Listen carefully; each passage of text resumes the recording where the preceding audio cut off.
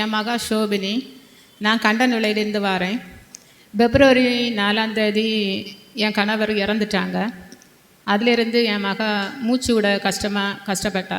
அப்போ நான் அதில் பக்கத்தில் ஒரு ஆஸ்பத்திரியில் இருந்து மருந்து வாங்கிட்டு இருந்தேன். செப்டம்பர் மாதம் திடீர்னு பார்த்தா வீட்டில் சுனாமி அடித்தது போல் பயங்கர பிரச்சனை. என் மகா சர்ச்சுக்கு போயிட்டு ஒரு இறந்த ஆளை பார்த்துட்டு வந்தேன்னு சொன்னான்.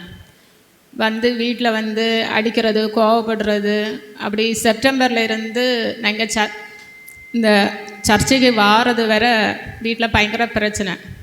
சாப்பாடு வைக்க முடியாது, ஹோட்டல்லேருந்து வாங்கி சாப்பிட்றது, பக்கத்து வீட்டில் தூங்குறது, ஸ்கூல் போகிறதுக்கு விருப்பம் கிடையாது. இப்படி நான் பல கோயிலும் ஆஸ்பத்திரியுமாட்டு நடந்துட்டு இருந்தேன். ஞாயிற்றுக்கிழமை நற்கருணை ஆசீர்வாதத்து நேரத்தில் நான் நல்ல கடவுளை நோக்கி கூப்பிட்டு ஜெபம் பண்ணிகிட்டு இருந்தேன். ஒவ்வொரு புதுமையாட்டு சொல்லி ஜெபம் பண்ணிகிட்டு இருந்தேன். முடக்குவாதனை குணப்படுத்தி இயேசுவே குணப்படுத்தும், சூம்பே கையனை குணப்படுத்தி ஆண்டவரே குணப்படுத்தும், இப்படி ஒவ்வொரு பெரும்பாடு உள்ள ஸ்திரியை குணப்படுத்தி இயேசப்பா என் மகளுக்கு சுகம் கூடும் பலம் கூடும்னு சொல்லும்போது எனக்கு மழை பெஞ்சது போல் 2 துள்ளி தண்ணி மேலே விழுந்தது. அதுலேருந்து பார்த்தா சாயங்காலத்துலேருந்து என் மகள் நல்லா சாப்பிட்றா. இங்கே வந்தவங்க எல்லாருமே என் மகளை பார்த்தீங்க. அவள் ஒரு குன்னிட்டு இப்படி தான் நின்னா, சாப்பிட முடியாது, வாயிலிருந்து வாந்தி, அப்படி வந்து ரொம்ப கஷ்டப்பட்டா. இப்போ 2 நாளாக ரொம்ப நல்லா சாப்பிட்றா, நல்லா இருக்கிறா. அற்புதம் செய்த கடவுளுக்கு கோடான கோடி நன்றி. இயேசுவுக்கு புகழ். என் உயிரான இயேசு என் உயிரோடு கலந்து, என் உயிரே நான் உம்மை துதிப்பேன், என் உயிரே நான் உம்மை துதிப்பேன்.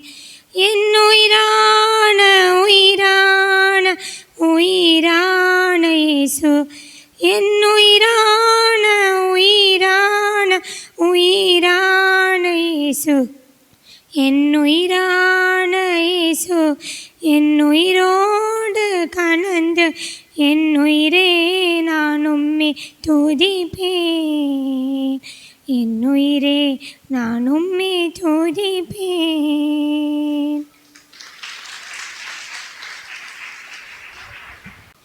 என் பேர் ஜெபிஷா. நான் குருமனையிலேருந்து வந்திருக்கேன். நானும் என் அப்பாவும் அம்மாவும் 3 பேர் நாங்கள் இங்கே வந்திருக்கோம். எனக்கு சாட்டர்டேயும் சண்டேயும் வந்து இங்கே வந்து பார்க்குறதுக்கு வாய்ப்பு கிடைக்கல. நான் வந்து இங்கே ஊரில் போக வேண்டிய ஒரு சூழ்நிலை இருந்துச்சு. நேற்று தான் எனக்கு ஒரு சோதனை வந்துச்சு. ப்ரேயர் ஆராதனை நடக்கும்போது எனக்கு வந்து எசாயா 60:1 எழு ஒளி வீசு உன் ஒளி தோன்றியுள்ளது அப்படின்னு வந்து எனக்கு ஒரு வாக்கு தத்தம் வந்து கடவுள் வந்து கொடுத்தாங்க. அந்த நேரம் வந்து எனக்கு ஆசீர்வாதம் வந்து தர்றப்போ வந்து எனக்கு எழும்பி நடந்து வர முடியலை. ஏற்கனவே எனக்கு அந்த மாதிரி பிரச்சனை இருந்துச்சு, சோதனை வந்துருந்துச்சு, பல்வேறு விதமான பாதிப்பெல்லாம் எனக்கு இருந்துச்சு. சில நேரம் எல்லாம் எனக்கு தேவையில்லாமல் நான் ரொம்ப கோவப்படுவேன். என்ன பண்ணுவேன்னு எனக்கும் தெரியாது. கோவப்பட்டதுக்கு அப்புறமா வர பின்விளைவுகளும் என்ன நடந்துச்சுன்னு எனக்கும் தெரியாது. அது முடிஞ்சதுக்கப்புறமா பக்கத்தில் இருந்தவங்க உனக்கு என்ன நடந்துச்சுன்னு தெரியுமா அப்படின்னு வந்து கேட்பாங்க. நிறைய நேரம் அம்மா தான் கேட்பாங்க, அம்மா தான் என் பக்கத்தில் இருப்பாங்க. நேற்று அந்த மாதிரி தான் ரொம்ப கோவமாக ஆக்ரோஷமாக எனக்கு என்ன பண்ணுது மனசில் வந்து பல்வேறு விதமான எண்ணங்கள் எல்லாம் வந்துச்சு. இங்கே நம்ம எதுக்கு நிற்கணும், எதுக்கு இங்கே வந்து கவனிக்கணும், ப்ரேயர் பண்ணணும் அப்படின்னு எல்லாம் தோணி, அதுக்கப்புறமா பக்கத்தில் இருக்கிறத வந்து தட்டு போடணும், கத்தணும், இல்லைன்னா யாராவது அடிக்கணும், அந்த மாதிரியெல்லாம் மனசு தோணுச்சு. அப்போ அந்த நேரம் எனக்கு நான் அந்த இறை வார்த்தை எழு ஒளி வீசுன்னு நீங்கள் என்ன சொல்லியிருக்கீங்க. ஆண்டவரே, இருள் சூழ்ந்த மக்களுக்கு வந்து நான் ஒளியாக இருக்கணும், எனக்கு வந்து ஆசீர்வாதம் நீங்கள் கண்டிப்பாக தரணும், உங்கள் ஆசீர்வாதத்தை நீங்கள் எனக்கு இன்றைக்கி தந்தே தீரணும். எனக்கு தெரியாது, நீங்கள் என்னை எதாவது செஞ்சு எனக்கு அந்த ஆசீர்வாதத்தை நான் வாங்கணும், எனக்கு கண்டிப்பாக வேணும்னு சொல்லி நான் ப்ரேயர் பண்ணேன். கடவுள் வந்து எனக்கு ஆசீர்வாதம் வந்து தந்தாங்க. ப்ரேயர் பண்ணி நானும் ஃபாதர்கிட்ட வர வரைக்கும் வந்து எனக்கு விழுற மாதிரி, அதுக்கப்புறமா நான் எல்லாரையும் தள்ளி விடணும், எல்லாத்தையும் கலைக்கணும், அந்த மாதிரி வந்து கோவமாக எல்லாம் இருந்துச்சு. பட் ஆண்டவர் வந்து எனக்கு ஒரு ஆசீர்வாதம் வந்து தந்தாங்க. பாவ சங்கீதம் வந்து நான் வந்து பண்ணப்போ வந்து எனக்கு ரொம்ப கோவம் இருந்ததுன்னு நான் வந்து சொன்னேன் ஃபாதர்கிட்ட. கோவத்தினால நான் நிறைய விஷயங்கள் எல்லாம் பண்ணியிருக்கேன், பட் அது எனக்கு எதுவுமே தெரியாது. அது இப்போ எனக்கு கொஞ்சம் கண்ட்ரோலாக, நான் இப்போ கோவப்பட்டாலுமே எனக்கு கொஞ்சம் பொறுமையாக இருக்கிறதுக்கான ஆற்றலை வந்து கடவுள் வந்து தந்திருக்காங்க. கடவுளுக்கு வந்து நான் அது எவ்வளோ வருஷமாக ரொம்ப கஷ்டப்பட்டேன் நான் அந்த கோபத்தினால. அது எப்படியாவது எனக்கு போகணும், சரியாகணும் அப்படின்னு நிறைய முறை வந்து என்னை ஃபேமிலியில் உள்ளவங்கள ஹர்ட் பண்ணியிருக்கேன் அந்த கோபத்தினால. ரொம்ப நான் ப்ரேயர் பண்ணேன், ஆண்டவரே நீங்கள் எனக்கு எந்த ஒரு ஆசீர்வாதமும் தர வேண்டாம், வல்லமையும் தர வேண்டாம், தூயாவே எனக்கு வேணாம், எனக்கு இந்த கோபத்தை மட்டும் குறைக்கிறதுக்கான ஒரு வழியை மட்டும் தாங்க அப்படின்னு நான் ப்ரேயர் பண்ணேன். ஆண்டவர் எனக்கு சாலமோனுக்கு ஞானம் கேட்டு அவங்க கேளாத பொண்ணையும் ஐஸ்வர்யத்தையும் புகழையும் வந்து கொடுத்தது போல் ஆண்டவர் எனக்கு அந்த கோபத்தை குறைக்கிறதுக்கு மட்டும் இல்லாமல் பல்வேறு விதமான ஒரு நல்ல ஒரு ஆசீர்வாதத்தை வந்து எனக்கு தர்றது வந்து என்னால் இப்போ உணர முடியுது. பீடத்தில் நிற்கும்போது தான் எனக்கு அந்த ஒரு உணர்வு வந்து தோணுது, எனக்கு தெரியுது ஆண்டவரோட ஆசீர்வாதம் எனக்கு கிடைச்சதுன்னு ஒரு நம்பிக்கை, ஒரு ஒரு வித்தியாசமான ஃபீலிங்காக இருக்குது. எனக்கு சொல்ல தெரியல, எனக்கு கிடைச்சிருக்கு. நான் கடவுளுக்கு வந்து நன்றி சொல்கிறேன்.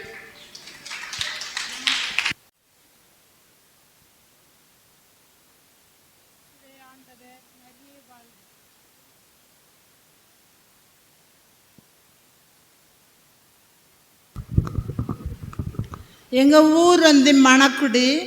எங்கள் என்ன பேர் எழுப்பிட்டு அவங்க பேர் பனிப்புறம். நாங்கள் கழிஞ்ச மாதம் அந்த உள்ளிருப்பு தியானத்துக்கு வந்திருந்தோம். அப்போ இவங்களுக்கு முதுகில் ஒரு கட்டி, ஆனால் 4 வருஷமாக தான் அது இருக்கும். அப்போ அவங்கள நான் ஆஸ்பத்திரி கூப்பிட்டா அவங்க வராது. அவங்க இந்த தொழிலுக்கு போகாமல் இருந்தால் எங்கள் கோயிலில் விடிய காலம் 5 மணி போய் அந்த மாதாவை தொட்டு போடும். அவங்கள ஆஸ்பத்திரி கூப்பிட்டா அவங்கள அது ஒரு நம்பிக்கை, இந்த ஒன்று நம்ம போக வேண்டாம், மாதா அதை எனக்கு சரி பண்ணி தருவாவு அப்படி சொல்லு. திருப்பி நாங்கள் அங்கே ப்ரேயர் வந்த நேரம் பிரதர்கிட்ட சொல்லி அவங்க அந்த இடத்துல கை வச்சு ஜெபிச்சாங்க. அப்புறம் நற்கர்ண இந்த ஆராதனை நேரம் எனக்கு கொஞ்சம் பூ எடுத்து நாங்கள் அந்த முதுகில் தடணும். அதுக்கப்புறம் நான் அதிகாலையில் நல்லா ஜெபிச்ச நேரம் எனக்கு மீக்கா 3வது இறை வார்த்தை 1வது வசனம் கிடச்சது. இதோ படித்தவன் கண்ணு கத்தில் மீக்கா இந்த நூல் அடராச்சு மீக்கா 3:1. இதோ என்ன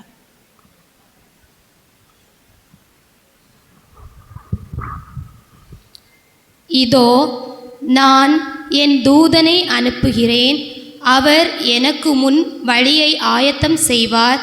அப்பொழுது நீங்கள் தேடுகின்ற தலைவர் திடீரென தம் கோவிலுக்கு வருவார்.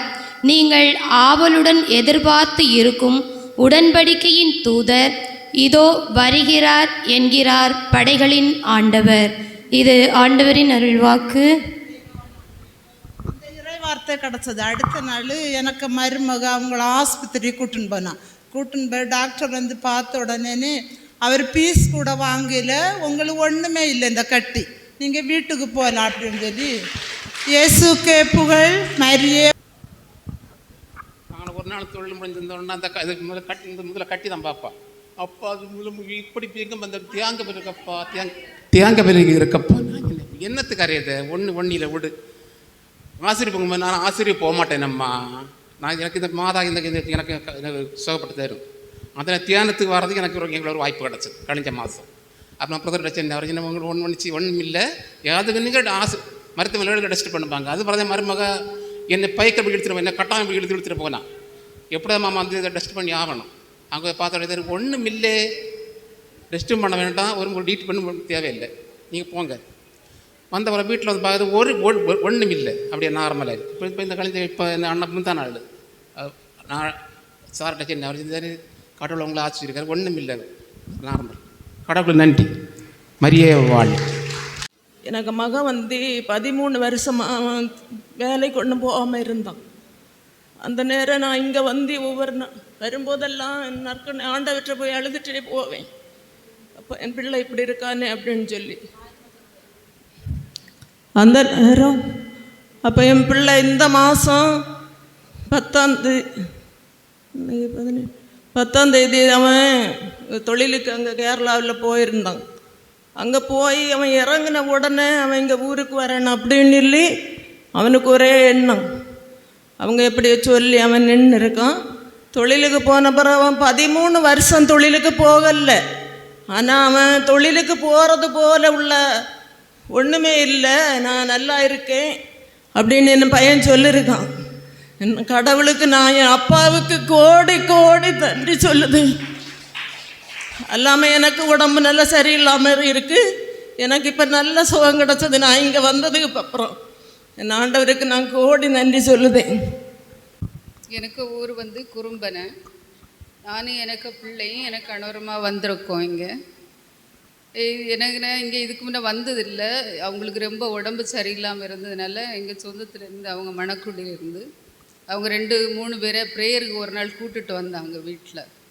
வீட்டால் நடக்க முடியாது, அவங்களுக்கு ரொம்ப சோதனை மாதிரி, ரொம்ப இது மாதிரி. என் பிள்ளை இதுக்கு சாட்சி சொன்னால் சத்ரு அவளுக்குள்ளே இருந்து ரொம்ப கஷ்டப்படுவாள். இன்னை தூங்கினா மறுநாள் வரை அவள் எழும்ப மாட்டாள். அவ்வளோ பெரிய பிரச்சனை எங்களுக்கு. வீட்டில் தூங்க மாட்டாங்க. இங்கே வந்த பிறகு கடவுள் எங்களை அவங்கள அமைதியாக ஒவ்வொரு நாளும் தூங்க வச்சுருக்காங்க. நிறைய மாற்றங்கள் செய்த கடவுளுக்கு நன்றி. இயேசுக்கே நன்றி. மரியே வாழ்க. என் ஊர் வந்து முட்டம். என் பேர் வந்து டைனிஸ். என் ஒய்ஃப் வந்து ஜேசுமினி டைனிஸ். என் பேர் வந்து டைனிஸ், என் ஒய்ஃப் பேர் வந்து ஜேசுமினி. நாங்கள் 2 பேரும் ஒரு 11 மணி இருக்கும் எல்லாம் படுத்திருந்தோம். பிக் பாஸ் ஒரு டிவி ஓடிருந்தேன். டிவி பார்த்துட்டு இருந்தோம். என் மனைவி சொன்னாங்க பாத்ரூம் போட்டாருன்னு சொல்லிட்டு. சரி பாத்ரூம் போட்டான்னு சொல்லிட்டோம். பாத்ரூம் போட்டது முடிஞ்சு வீட்டில் இருந்து இங்கே வந்திருக்கேன். வயர் வலிக்குதுன்னு சொன்னான். நான் சும்மா போயிட்டு வந்தேன். ஏன் வயர் வலிக்குது? இல்லைன்னா வயர் நல்லா வலிச்சுது அப்படின்னு சொல்லிட்டு. கொஞ்ச நேரங்களில் கால் நோதுன்னு சொன்னான். கால் நோதுன்னு கால் எழுப்ப முடியாது. அதாவது ஒரு கால் சித்த மனுஷன் எப்படி கால் விழுந்து கிடக்குமோ அதே மாதிரி கிடக்கி. இங்கே 2 பேருக்கு ஒன்றுமே ஓடாது. இதோட கால் நமக்கு போச்சு அப்படின்னு சொல்லி என் மனசெல்லாம் கால் போச்சேன்னு தான் நினச்சேன். நான் தன் வீட்டில் நேர்ச்சி எண்ணெய் இருந்தது. நேர்ச்சி எண்ணெய்லாம் எடுத்து போட்டு படுத்து கிடந்தாங்க. நான் தூங்கு 4 மணிக்கு போல் எலும்பு பாரு கால் வலி தீரும்.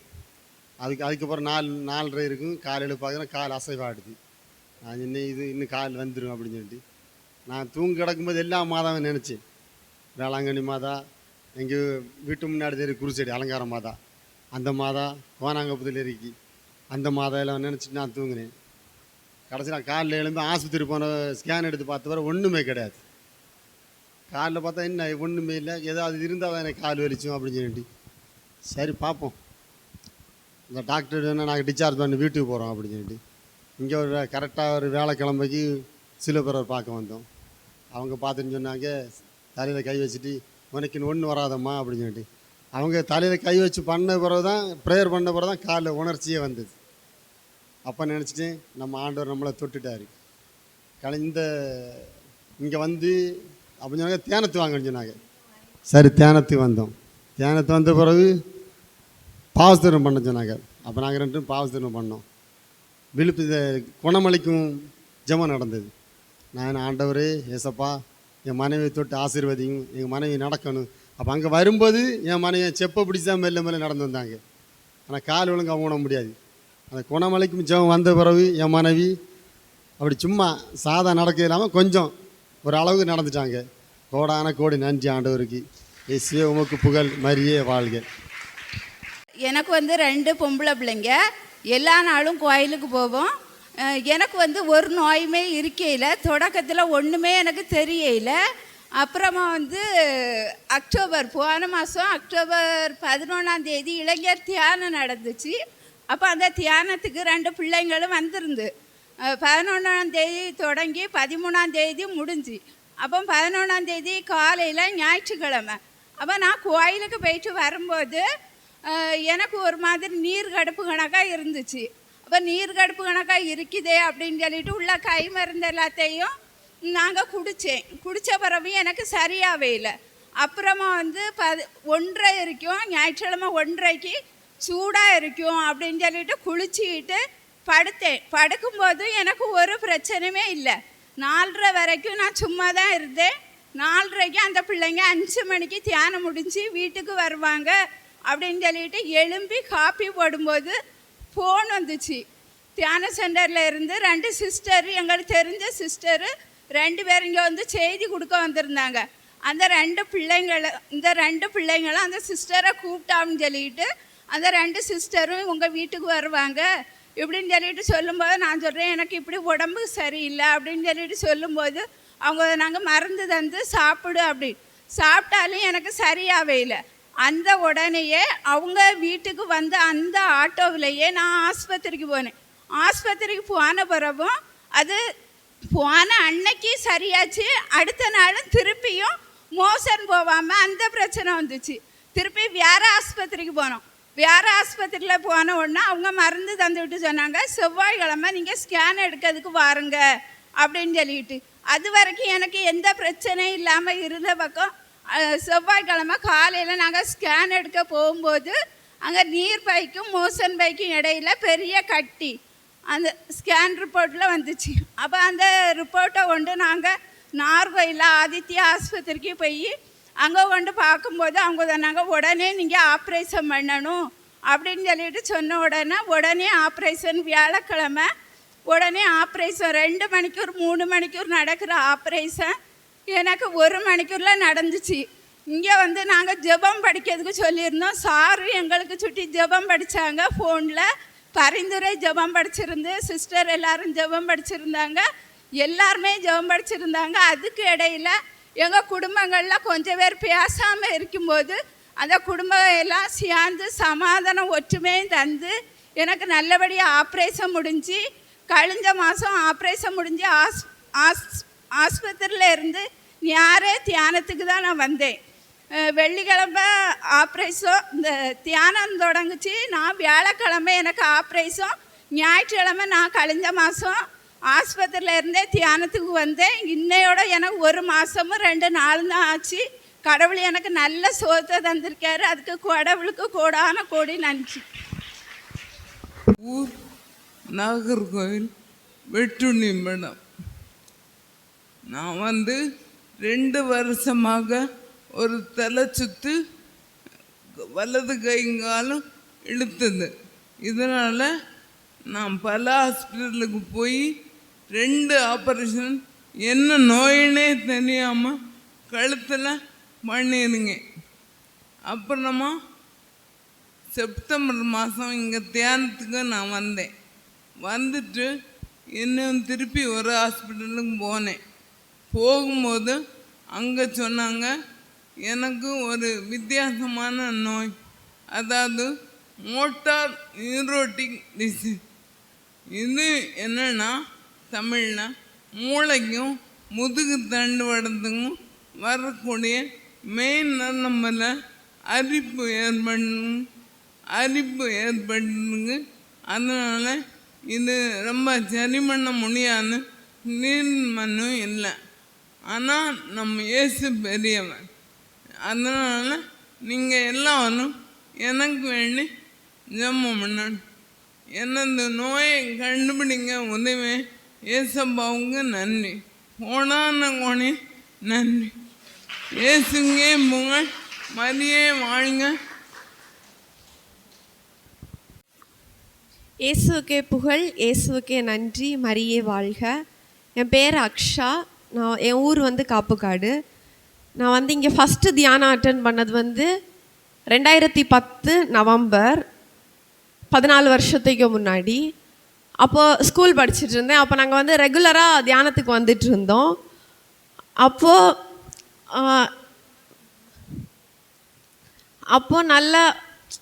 நல்லா தான் போயிட்டுருந்து. எக்ஸாம்ஸ் எல்லாம் நல்லா ஃபஸ்ட் மார்க் எடுக்கிறது அப்படி தான் போயிட்டுருந்து. திடீர்னு காலேஜ் எல்லாம் போனதுக்கு அப்புறமா வந்து கொஞ்சம் கடவுள்கிட்ட இருந்து கொஞ்சம் தூரமாக இருந்தேன். அப்போ வந்து நான் அப்போது சில தோல்விகளை சந்தித்தேன்.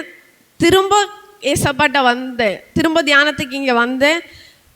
இளைஞர் தியானத்துக்கும் அட்டன் பண்ணியிருந்தேன். அதுக்கப்புறம் நான் எழுதின எக்ஸாம் எல்லாத்துக்குமே ஏசப்பா எனக்கு வெற்றி தந்தாங்க. நான் இந்த தியானத்துக்கு வந்த நோக்கம் வந்து ஏசப்பாக்கு நன்றி சொல்ல தான். நம்ம வந்து ஏதோ வேணும், தேவைக்காக மட்டும்தான் தியானத்துக்கு வரணும் அப்படின்னு கிடையாது. நன்றி சொல்கிறதுக்காகவும் தியானத்துக்கு வரலாம். ஏசப்பாவுக்கு கோடான கோடி நன்றி.